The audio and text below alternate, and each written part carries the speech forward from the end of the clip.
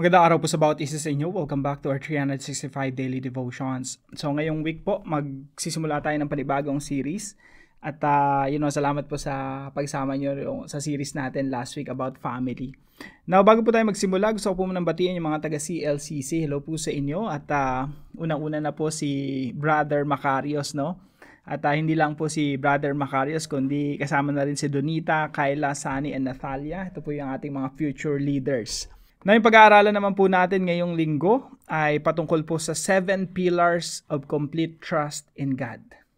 7 pillars, 7 haligi ng pinakahaligi natin, mga batayan natin kung bakit dapat buong buo pananampalatayahan natin ang ating Diyos. So 7 pillars of complete trust, abangan po natin yan, no? Tapusin po natin ito at I hope marami po tayong matutunan at tumibay po tayo sa ating pananampalataya sa Diyos. Now, yung pag-aaralan po natin ngayong umaga ay matatagpuan po sa Isaiah chapter 9 verse 6. Ito pong panalangin na ito ay panalangin ng mga Israelita. Ito pong mga Israelita, kung alam niyo po yung background nito, no, pinalayo sila sa sarili nilang bayan at 70 years, no, pinaalis sila sa Judah, sa Jerusalem, doon sa lugar na yon kasi sila ay nagrebelde sa Diyos. Bakit po? Kasi sumamba sila sa mga Diyos-Diyosan. Marami silang mga iba't ibang Diyos ng iba't ibang mga bansa ay inangkin nila bilang sarili nilang Diyos. Kaya po dito sa Nehemiah chapter 9, ang sitwasyon po dito, nakabalik na sila sa sarili nilang bayan at na-discover nila yung law of God, na-realize nila kung paano sila nawalay sa tunay na Diyos. At dito po sa panalangin na ito yung panalangin ng paghingi ng tawad at the same time, panalangin ng muling panunumbalik sa tunay na Diyos. Ina-acknowledge na muli nila yung tunay na Diyos. Now, tingnan po natin tong isang verse sa panalangin na ito. No? Sabi dito, "You alone are the Lord." Kaya sabi nila, hindi na kami naniniwala sa mga Diyos-Diyosan. Tinatanggal na namin, dinedemolish na namin ang mga Diyos-Diyosan namin. Ikaw yung tunay na Diyos. "You made the heavens, even the highest heavens, in all their starry host." Alam niyo po kasi yung mga Diyos-Diyosan nila, yung mga bituin, yung mga maraming related sa heavenly bodies, moon, sun, stars. Pero sinasabi nila dito, Lord, ikaw talaga yung lumikha ng lahat ng kalangitan, mga bagay sa kalangitan, even the highest heavens, no? And all their starry host. "The earth and all that is on it, the seas and all that is in them, you give life to everything. And the multitudes of heaven worship you." Lahat ng mga heavenly beings, sinasamba ka. Ikaw lang po ang Panginoon. Ginawa niyo ang kalangitan, ang lupa, ang dagat, ang lahat ng mga naroroon. Binigyan niyo po ng buhay ang lahat ng inyong nilikha at sinasamba kayo ng mga anghel sa langit. Now, again, yung ating pong tema ngayong linggo ay patungkol po sa 7 pillars of complete trust in God. Patungkol po ito sa buong-buong pananampalataya sa Diyos. Kaya po yung tanong natin ngayong umaga, why should we put our trust in God's power? Bakit po tayo dapat manampalataya? Ilagay natin yung ating buong-buong pagtitiwala sa kapangyarihan ng Diyos. Now, base po sa mga talatang ito, makikita natin, God is the Creator. He created all things. Bakit tayo dapat manampalataya sa Diyos? Simple lang. God is the one who created all things. Kaya nga sabi ng ilang mga tagapagturo ng banal na kasulatan, no? Kung totoo yung Genesis 1, that God created all things, anong imposible pa sa Diyos? Lahat posible sa Diyos. Kaya lagi kong sinasabi, pag mangangarap ka, pag Kristiyano ka, anak ka ng Diyos, pag mangangarap ka, dapat walang limit. Hayaan mo yung Diyos kumilos sa buhay mo. Kasi yung Diyos mas malaki pa kaysa sa buhay natin, mas malaki pa kaysa sa buong creation. He created all things. Bakit natin lilimitahan ang pagkilos ng Diyos sa ating mga buhay? Pwede kang mangarap ng mataas na mataas, no? Basta ang pinapangarap mo ay nauuwi sa kaluguran ng Panginoon, walang problema, there's no limit sa Diyos. He is the Creator. He created all things. At kung lahat ng bagay na likha ng Diyos sa pamamagitan lang ng kanyang salita, tanong, anong imposible sa kanya? What is impossible for God? nothing, all things are possible. Walang imposible sa Diyos. Kaya dapat tayo manampalataya sa Diyos kasi para sa Diyos, walang imposible. Walang sasabihin ng Diyos sa'yo na, hindi ko kaya yan. Ay, ang hirap naman ng prayer request mo. Walang ganun sa Diyos. Hindi nahihirapan ng Diyos, hindi maikli ang kamay ng Diyos para abutin yung, dapat abutin. Walang pusong matigas sa Diyos.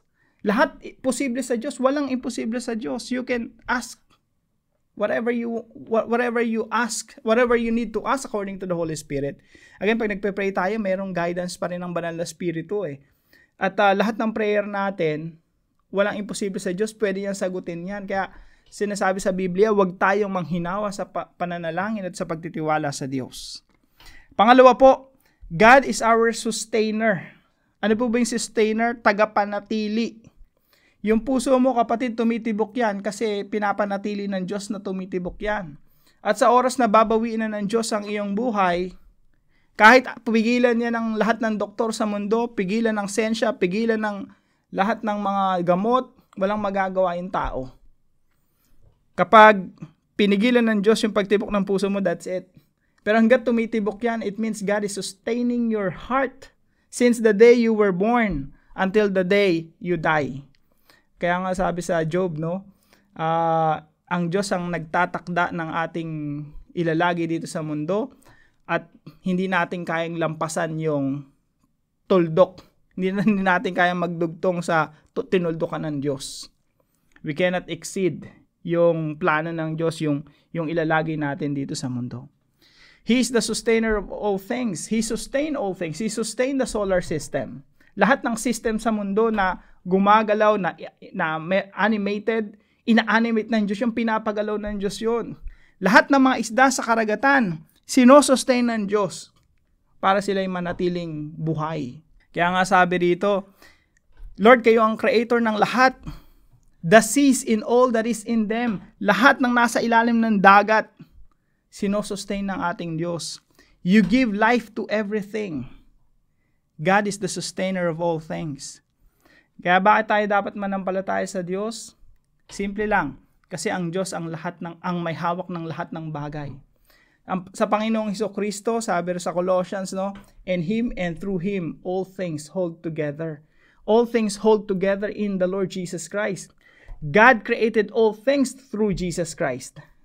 Lahat ng bagay na likha sa pamamagitan ng Panginoong Hesukristo at sa pamamagitan ng Panginoong Hesukristo, napapanatili lahat ng bagay. Pangatlo po, bakit tayo dapat magtiwala sa Panginoon? Bukod sa He is the Creator, the Sustainer, He is our Lord. Dito po sa panalangin na ito, nanunumbalik sila sa tunay na Diyos. Kaya sinasabi nila, you alone are the Lord. So, dapat tayo manampalataya kasi isa lang ang Panginoon. Ang Diyos lang ang Panginoon. And He alone deserves all worship. Tingnan niyo po dito sa bandang huli. And the multitudes of heaven. Yan po yung mga heavenly beings, mga anghel. Worship you. Tanong, hindi po ba kayo nagtataka bakit yung mga anghel hindi nagwo-worry?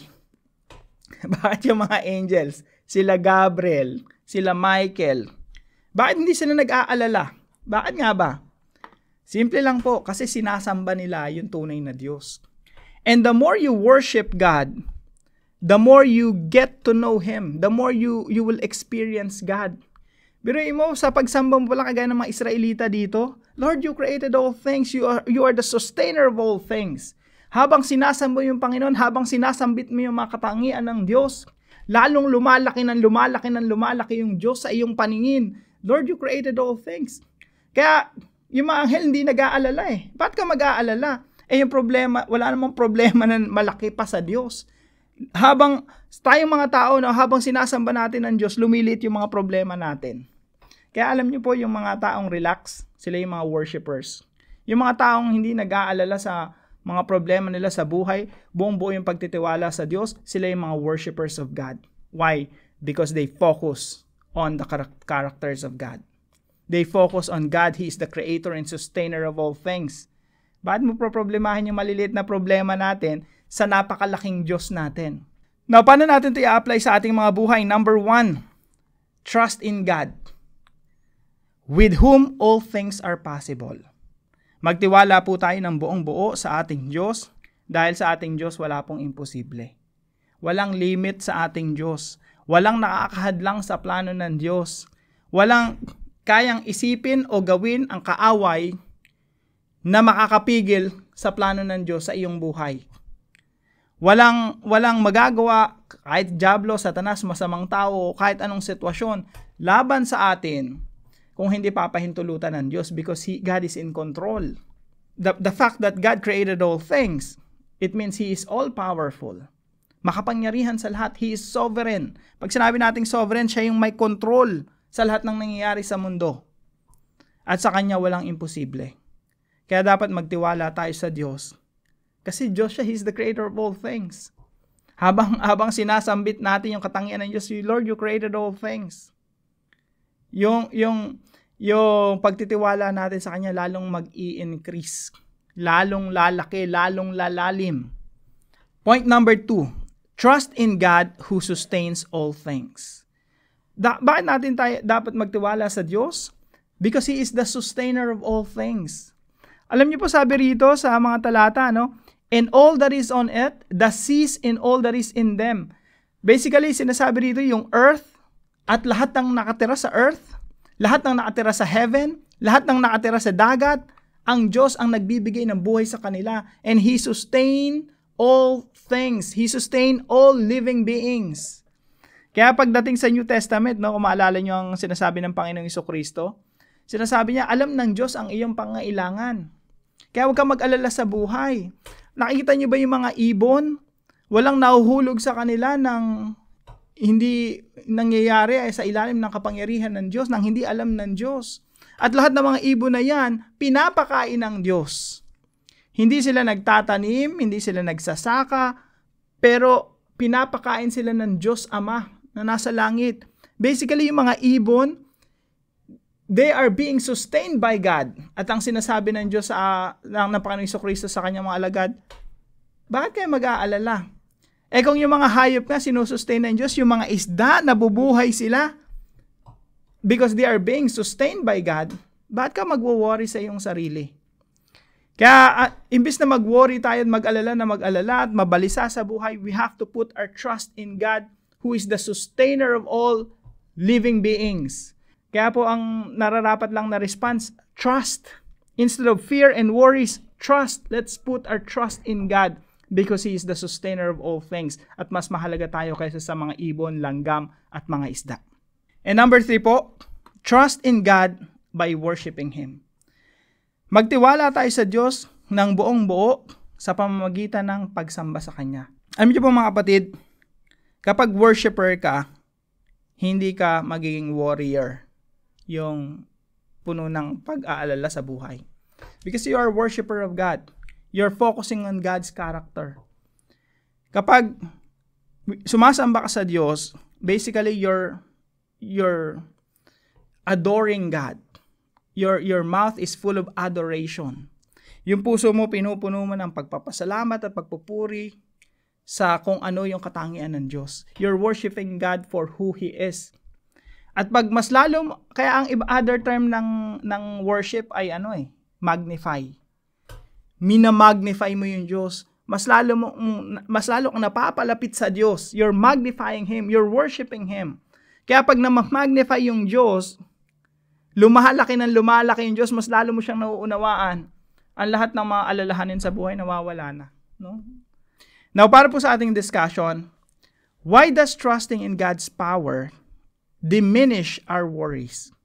Bakit pag nagtitiwala tayo sa kapangyarihan ng Diyos, lumiliit yung ating mga alalahanin sa buhay? So, sagutin po natin ito sa ating mga discussion groups. At para naman po sa ating panalangin, Heavenly Father, Almighty Creator, I stand in awe of your boundless power and majesty. You formed the heavens and the earth, bringing forth life in abundance by your command. I trust in your mighty hand, knowing that you sustain all things and hold the universe together. In you I find strength, hope, and unwavering confidence. Lord, you alone are worthy of all worship, honor, and praise. May my life reflect your power and glory, and may my heart remain steadfast in trusting you. Guide me in your truth and lead me by your power, now and forever. In Jesus' name, amen and amen. Salamat po sa katuwang natin sa devotion na ito, si Brother Marlon. Pagpalain ka ng ating Panginoon. Salamat sa iyong buhay. At kung kayo po may natutunan sa devotion na ito, ipalam nyo lang po sa comment section right below this video. And please share this devotion to your family and friends. Maraming salamat po sa inyo. Pagpalain po kayo ng ating Panginoon. See you po tomorrow, 5 a.m. dito sa ating daily devotion.